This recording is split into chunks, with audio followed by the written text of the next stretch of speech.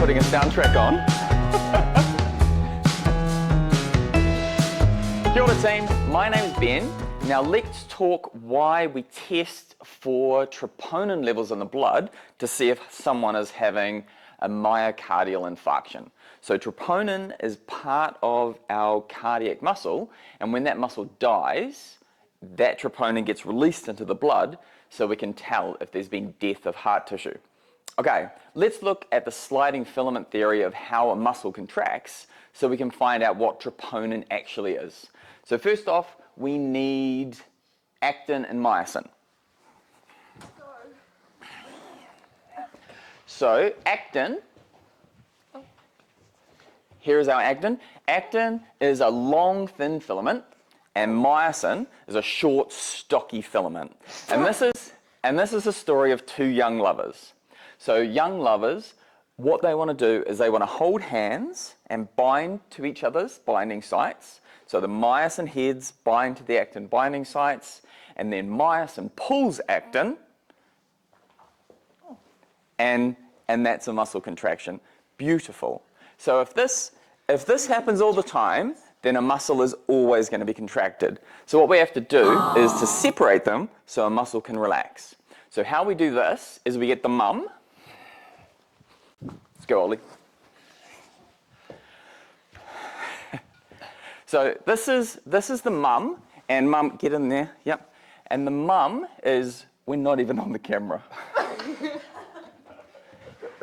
Okay, so mum is tropomyosin, and she's a long, skinny molecule, and she wraps around and goes in between actin and myosin. No, don't break us up. So she's trying to pull apart, and she covers up the binding sites on actin so they can't bind. But the problem is, myosin is a strong molecule that could probably knock mum out of the way, so what she needs is dad.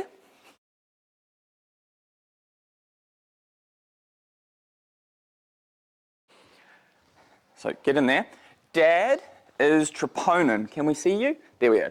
Dad is troponin, and troponin holds on to his daughter, which is actin, and holds his wife, tropomyosin. So now actin's binding sites are fully covered, so myosin can't bind to actin's binding sites.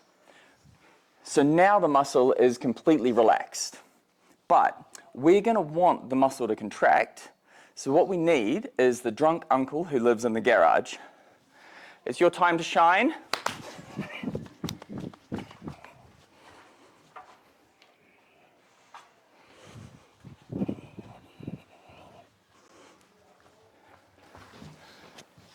Okay, this is the drunk uncle who lives in the garage, which is the sarcoplasmic reticulum.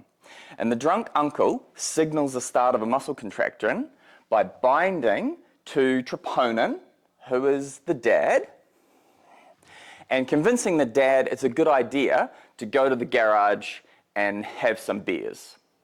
So calcium binds to troponin, which pulls tropomyosin out of the way,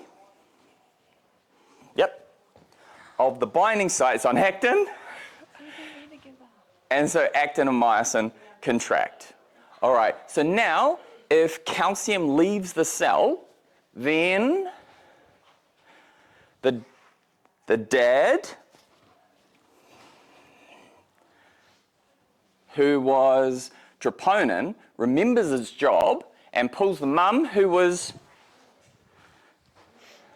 tropomyosin, back in front of the binding sites on actin.